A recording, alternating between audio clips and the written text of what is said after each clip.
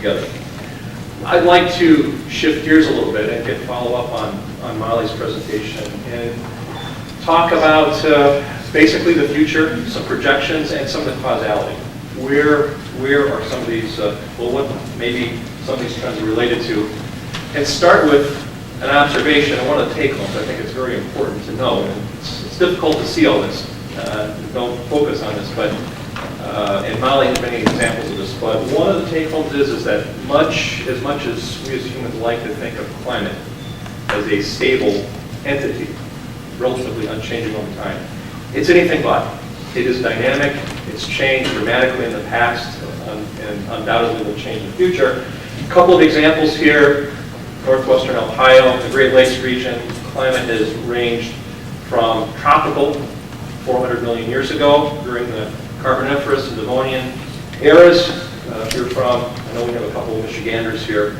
This is the state rock, I think, state stone, the Petoskey, which of course is fossilized coral, a vestige of a much, much warmer time. Actually, at that point in time, the tectonic plate that much of North America is on was much closer to the equator and has since shifted further poleward. Contrast that with the Wisconsin glacial period, which ended about 12,000 years ago, 15,000, depending on how you define it.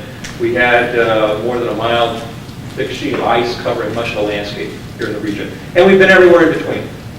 So again, the idea here is that climate has changed dramatically in the past and will do so in the future. The current climate, and I put question marks again around, or quotation marks around that, again, roughly the past 5,000 years or so, that we have current vegetation patterns, et cetera. That's about how long we've had the relatively similar conditions. Now, there are a number of causal mechanisms that lead to changes in climate.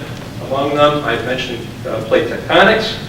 We also have solar activity, remembering that the energy coming in from the sun is the overwhelming source of our weather and climate, and the energy source that drives our weather and climate, actually drives life, of course. There are a couple of other very, very minor contributions from things like geothermal activity, but it's overwhelmed by everything that comes from the sun. And it turns out that on a relatively regular cycling of the sun, we get a little bit more or a little bit less with time. So there are changes in solar activity.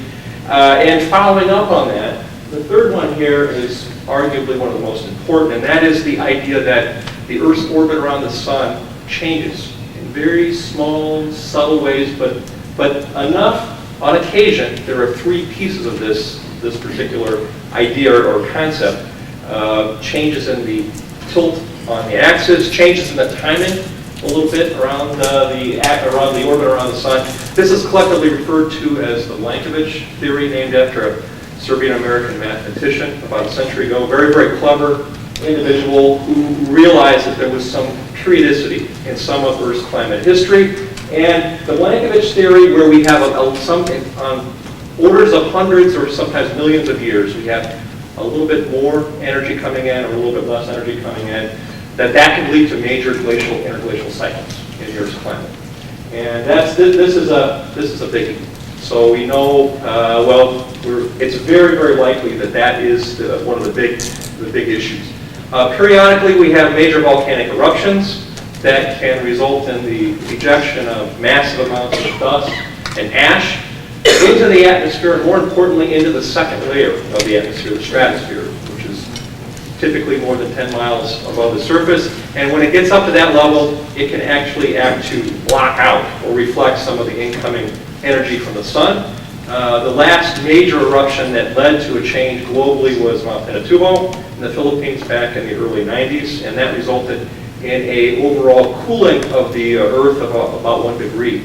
It lasted. The thing to remember about volcanoes is typically the vast majority of these are temporary, and that ultimately some of that ash and dust will either be scavenged out by precipitation or fall off by gravity. So that's usually a temporary one. Once in a while, this is a much more spectacular one. The Earth is struck by a meteor, and I think the example of this is the meteor impact in the Yucatan Peninsula of Mexico. Chicxulub is what that's referred to, which is thought to be responsible for the massive extinction event the end of many of the dinosaurs that occurred about 65 million years before present, and led to a much longer lasting climate change. We also have periodic changes in the cycling of carbon and nitrogen in our Earth system, both from the Earth itself, the solid part, the oceans, as well as the atmosphere. I'll talk more about that in just a second. There also are a couple of major or very, very important man-made or anthropogenic sources of climate change. Of course, chief among them, and what we all hear about, is the greenhouse effect. The fact that certain substances in the atmosphere allow in more shortwave solar energy than they allow outgoing longer wavelength energy. And I'll show you an example of that here in just a little bit. That's a very, very important one. And we all know the concentrations of a number of greenhouse gases have increased significantly since the beginning of the Industrial Revolution. That's the real smoking gun, or the major concern about the future. We also have other gases like ozone that also play a role. Now, one you might not have thought about, besides the greenhouse effect, are changes in land use that are related to human activity. And it turns out that in certain parts of the world, that if we change the nature, the physical character of the landscape enough, it can result in at least a local, if not a regional, change in climate. And I'm involved with a couple research projects that look at this in Africa. There's another classic study that looks at the Amazon basin in South America, and the fact that, well, the outcome of these typically are, if you remove the vast majority of tropical rainforests in that particular area, the climate becomes warmer and drier. Matter of fact, some of the study then goes on to say in the Amazon that it becomes too warm and dry to allow the reestablishment of the vegetation. So that's one that is important, at least on a local or regional scale. Well, let's look ahead at the future. What do the projections say about the future? First of all, where do these projections come from? They're not pulled out of a hat or a dartboard or whatever you may suspect your local meteorologist might use, a lucky hat or silver dollar. The projections are almost exclusively taken from something referred to as a global climate model. And a global climate model is an attempt to physically take all of the major processes in the Earth's atmosphere, biosphere, oceans, and basically try and, again, using the nuts and bolts of the system, try to collectively understand physically how that works. So it's a first principles, deterministic way of looking at the world. This type of activity has gone on for several decades. When it started, it was very crude, and the resulting models couldn't even replicate current climate, which is a real concern. You think about that. But they've gotten better and better and better over time. And a lot of that has to do with the understanding. The science is better.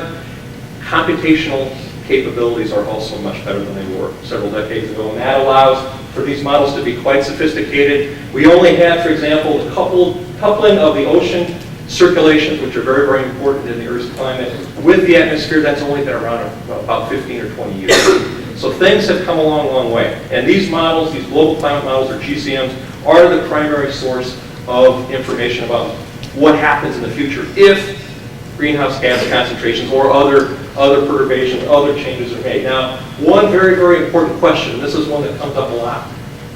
How do we know that the changes that we've seen, and Molly illustrated these, we know that our region of the world has become warmer and wetter, actually, as well. But globally here, as we look at this, the globe, the Earth has become warmer by about 1 degree Celsius during the last century and a half. How do we know that that's just not noise? Natural variability. And that is a very, very important question. The Intergovernmental Panel on Climate Change, the IPCC, tackled this about a decade ago, and I think came up with a great experiment, and that was to look collectively at the roughly 20 or so, or 20 groups around the world that run global climate models, and basically give everybody the same data and say, with your model, do 2 experiments. We want you, first of all, one, run your model from 1901 through 2000 and hold all greenhouse gas concentrations constant at one level. Everybody does the same thing, and these are, for each of the continents here, you can see the results of this. This is 1900 through 2000. This is the blue line. That's what happened with this. And collectively, as we look at the globe down here, this blue line, roughly, that's the range of this. It takes some of the variability between the different models. The second experiment, everything was the same except observed concentrations of greenhouse gases were added to the models, and the result of that is this pink or dark pink colored area. And of course, if you recognize these, the thick black line are the observed temperature changes. And what you can see without question is that there's much better agreement between the observed changes and the prescribed or the observed changes in greenhouse gas concentrations. This particular experiment collectively is the source of the statement that human activity is very likely associated with much of the change of especially the last century and likely to be in the future. This is the source of a lot of that confidence. So the amount of confidence of a human fingerprint continues to increase more and more each year. Now, this is something you might not appreciate, but this is another graph. This is looking at some of the key greenhouse gases. Of course, the chief one here, carbon dioxide, about 60% of the forcing. I'm going to talk about that in just a second. We have methane, nitrous oxides, and we have a number of other trace gases. But if we look collectively at the changes of forcing, now what is this forcing? This is the extra amount of energy that is stuck in the Earth's system because of these particular gases. Remember, it's that infrared radiation trying to get out of the system. And it's looking at this historically, you can see that carbon dioxide is the largest fraction of this, but some of these other gases are also important.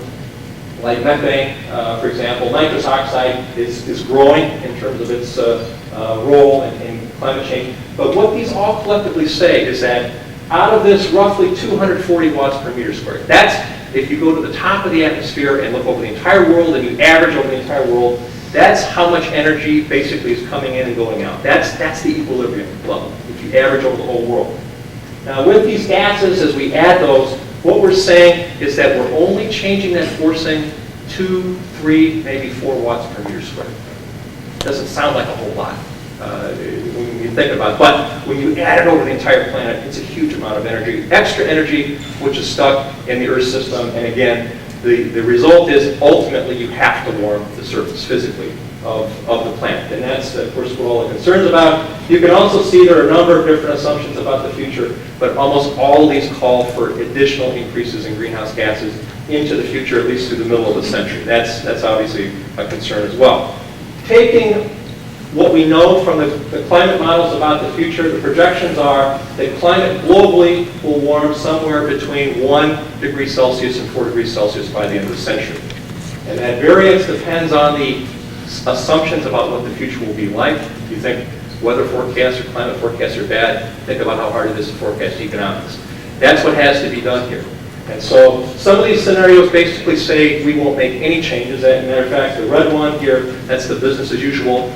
People, humans, society makes no changes at all. We just continue on as the way we have. There are other scenarios, though, here that take into account or assume that humans would become more efficient with energy use. They'd find greener ways to, or more efficient ways to use energy, and just as importantly, they would collaborate internationally with one another. Now, a lot of those are big ifs, big assumptions, but you have to make those kinds, and that accounts for this variability. If you're interested to hear the yellow-orange one down here, this is the assumption of something akin to the Kyoto Protocol, where we are able to freeze our greenhouse concentrations at a year 2000 level. And the sobering thing is that there's still an increase. Even if we were able to do that, and you might say that's impossible to do, given politicians, etc. But the bottom line is that many of these greenhouse gases have half-lives of centuries, 200, 300, 400 years. So once they're released into the atmosphere, they typically stay there for a long time. And so what this is also saying is that because of what's happened over the last 200 years, we are committed to at least some warming. Very, very light. Well, what does it say about the Midwest and about the Great Lakes region? We have 2 different scenarios here of emissions. One, a high emission scenario here, and a low emission scenario down on the bottom. And on the left side of the panel here, we have the middle of the century, and on the right-hand side, we have the end of the century. And what these say is that the Midwest, the Great Lakes region, probably will see some of the higher rates of warming collectively during the next 80 to 90 years. About 1 to 2 degrees, or 1 to 2 degrees of a mean warming here by the middle of the century. But once we get to the end of the century, that number is much larger, somewhere on the order of 4 8, 9 degrees Fahrenheit warmer than it has been in the recent past. That's a huge change. And if you, and for an analog, for a reference, for a climate that were 8 or 9 degrees warmer than northwestern Ohio right now, you'd have to go way down to, well, the lower middle Mississippi Valley to find a climate warmer than that. So that's a big change. It doesn't seem like that much, but it's a big one. One of the things that we also find about these projections, they are just projections. They're an educated guess about the future. This is from a research project I've been involved with at MSU for the last several years. And this is looking at 32 individual projections of the future.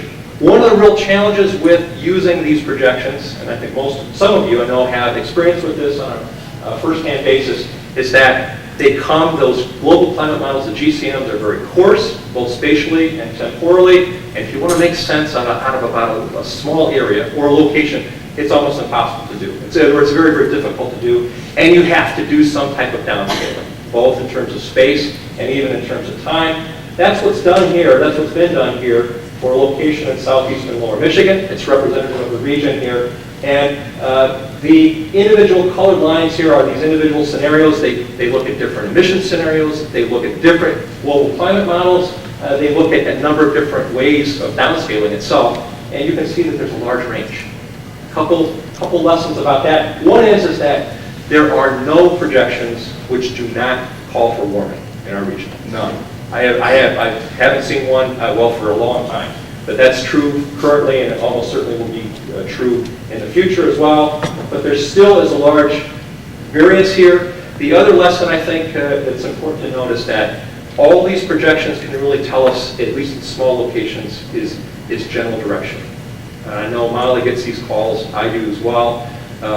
Consulting engineer or municipality wants to have, sometimes they say, oh, I don't need much, I just need to find out what the recurrence interval for a 100-year event will be in July of 2085. Of course, the lesson is this really is not, science doesn't allow it to do this. And we also know, in many of these things, it's a very important question. Infrastructure is critical, but the problem is that it's difficult to do this with observed data, climatologically, with looking at the past. It's even more difficult for the future. And so what we're doing, at least the science, is showing us some direction. And it's also giving us some type of rough confidence bounds about where we're headed. That's about all we can do right now. And I think it's probably going to, unfortunately, given the difficulty and challenges with this, will probably be that way for some time. I don't know if there doesn't look like there's any breakthroughs with this, but it's a very, very important question, especially for infrastructure. So I guess I don't want to say temper your expectations, but you have to remember that these things do have some very real limitations. And the farther out, of course, we go, relatively the lower the confidence is. Well, one thing we can say with more confidence is that as the world warms. Now, and another thing is, note that the projections all say warmer. Our historical records also say warmer.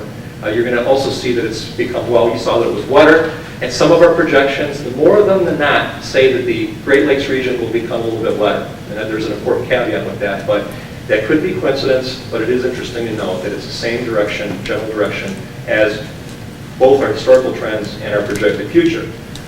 One thing, though, we can say, and this is really important, is that for some types of extremes, especially high-temperature extremes, we're virtually guaranteed to see an increase in the number of those extremes. And this is an example of this. For the days above 95, these are relative changes between the middle of this century and then versus the last 30 years.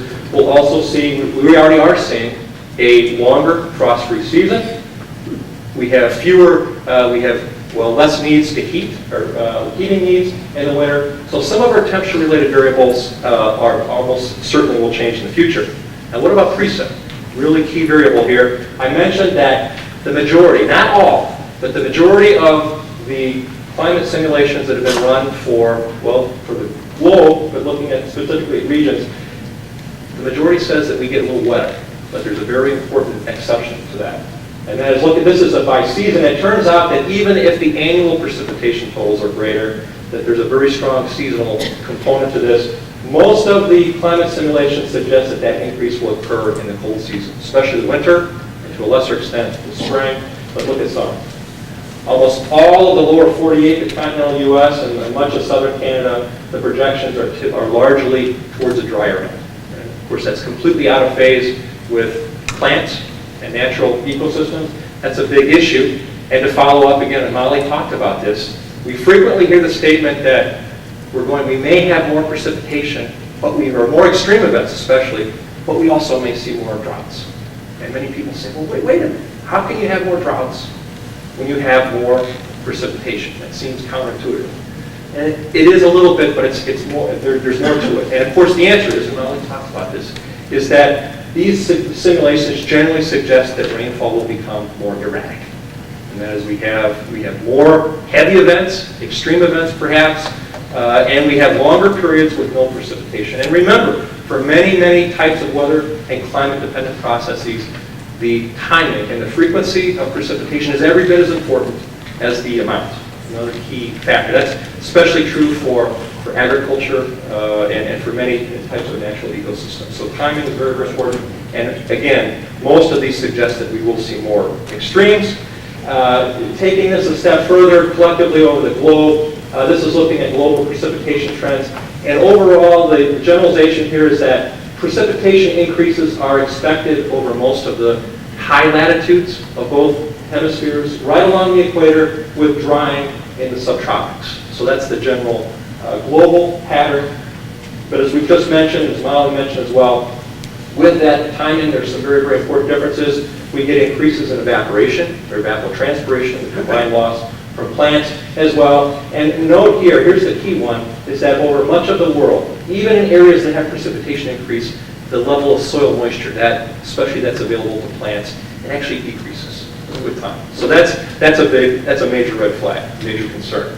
And looking at the same research I showed you before with temperature, here's another 32 scenarios of precipitation. And for this particular site in southeastern lower Michigan, the median here is the thick black line of the 32 individuals. You can see there's a great deal of variability. So using any one of these particular scenarios, it really doesn't tell us a whole lot.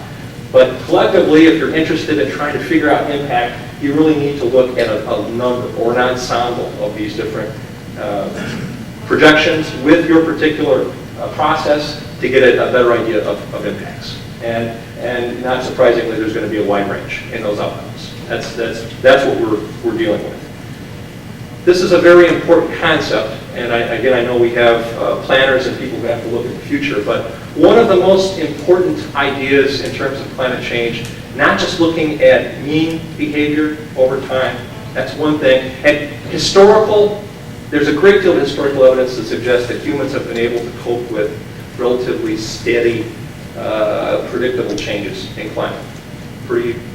There's a couple of classic examples of what not to do. The Vikings in Greenland is one, but there are many other examples in human history where humans have coped very, very well.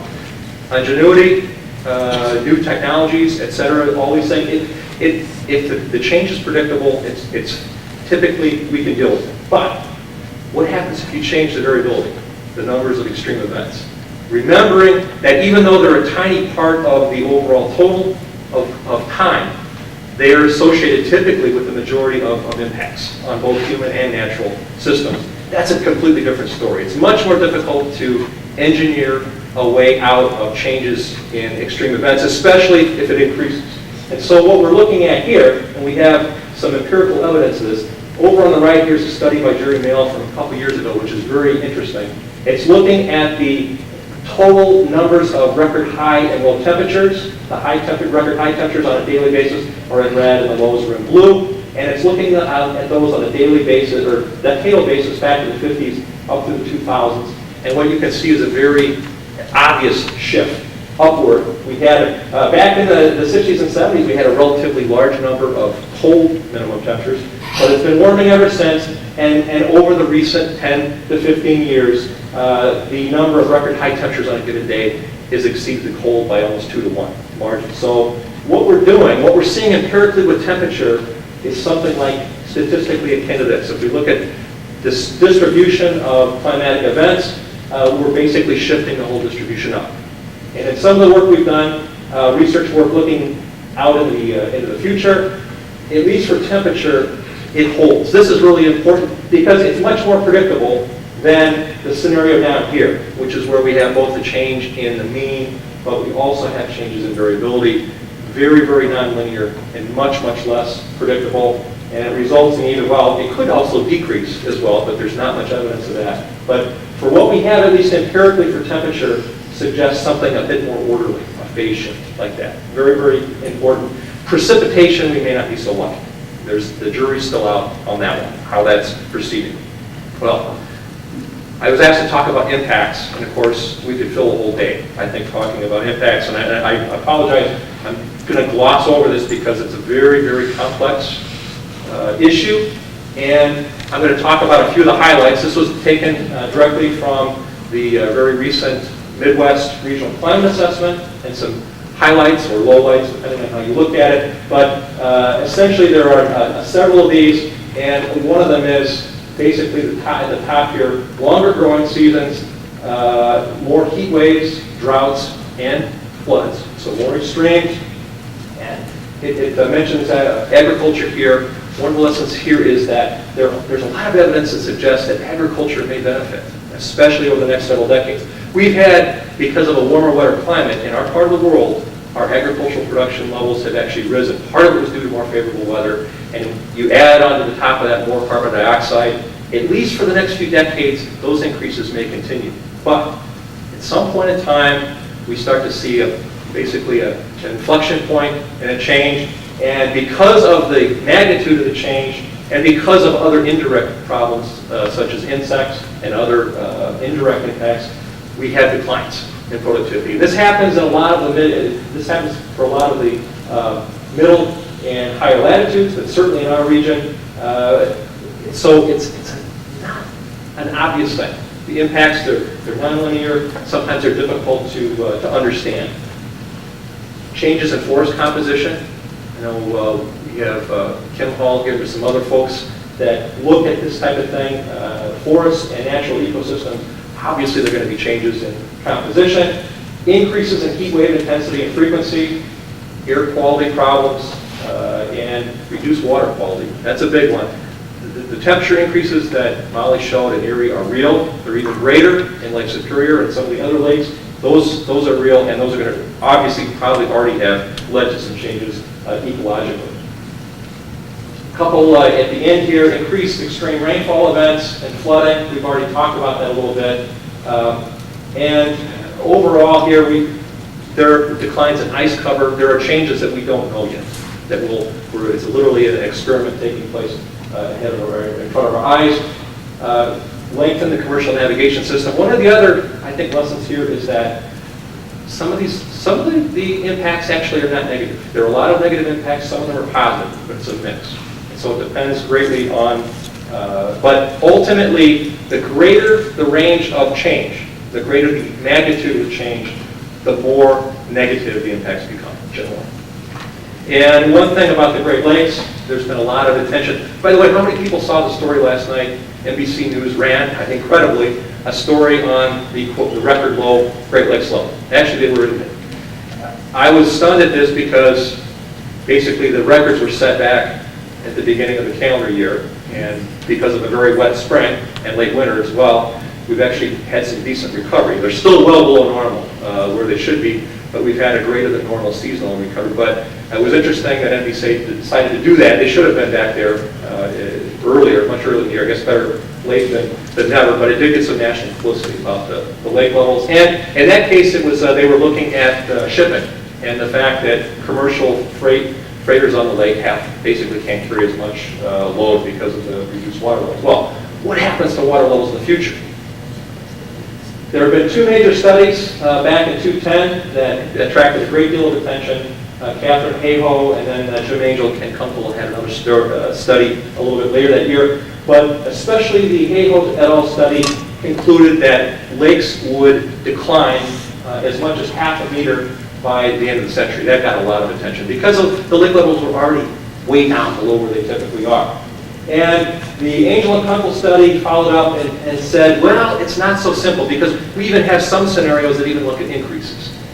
And I don't have Brent Lofgren and colleagues at the Great Lakes Environmental Research Lab did a study a year later. And in this one, they improved the way in which evaporation is handled, much better. And what Brent found and his colleagues found was that it's really uncertain, and that he actually had a much narrower interval around basically no change at all. So what does this mean? There are a lot of what ifs. I think the lesson here is that the jury is way out on this one. It's going to take some time to understand this, but the most recent data suggests that it may not be quite as dire as would have been predicted earlier. I talked about variability earlier. Couple last things. The Intergovernmental Panel on Climate Change last year released some weather generic extremes or generic impacts around the planet based on extremes, and we talked about extreme daily high temperatures. One here that is more interesting is intensification of droughts down here in the medium time, decreases in the global frequency of tropical cyclones, hurricanes in our part of the world, and extratropical cyclones.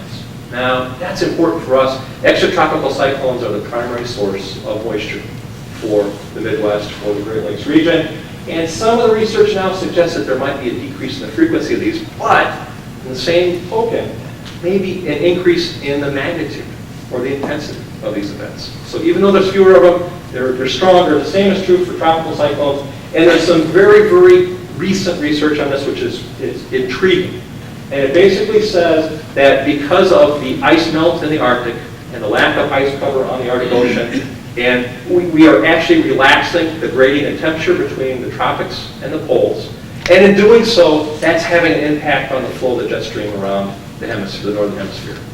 And what it's doing, oddly enough, it's decreasing the speed of the westerly component of the jet stream. Remember, the jet stream is what controls our weather here, day to day, week to week, the most important issue in terms of our weather and climate, certainly over shorter time frames. What it suggests, these are modeling studies looking at this phenomenon. It shows a more meridional or more south type of jet stream pattern around the hemisphere than has been the case in the past. And if you have that would explain, at least partially, the increase in the number of extreme events. Because if you're under one of those features, like a big trough, you're going to be cold and maybe wetter than normal, versus under a ridge, when you're hot and dry, like the southwestern U.S., the southern Great Plains have been here recently. That would go a long way in trying to, again, physically link this increase in extremes with in this case, with the jet stream, and maybe with something larger, like the melting of ice. I'd like to end with just a thought here. And one of the things, I think, one of the take-home issues here is that climate is changing, and we need to find ways to try and mitigate the problem. That goes without saying. That's going to take a lot of time, a lot of probably, brilliance and leadership, without question. But the issue is we will have to adapt. There's no way out of that. So, in looking at a strategy for the future, yes, mitigation, we have to do that. But adaptation becomes for. That's a necessity. Does anybody know where this image is taken? Anybody guess where this is taken? This is a couple years old now. I use it in class. What you can see in the background here are ice flows in a fjord. That'll narrow it down a little bit regionally. This is in Greenland. And this is a Greenland farmer. And the reason I put this up here is because 30 years ago, Greenland did not have any farmers. They didn't have agriculture because they didn't have a long enough growing season to produce crops. They do now. There have been massive changes there. These are potatoes. You can see they're nothing to write home about, but the fact is that we have now a change basically in the whole system. The Greenland government had to actually establish the Ministry of Agriculture about 6 years ago. They didn't even have that. But there's a frost sheet here too, if you're wondering what that is. It's for obvious reasons. But as the world warms up, humans have to adapt and cope. And this is, I think, a great example of that. And with that, I'm a little bit over, I apologize, but I'll wrap up. So thank you very much.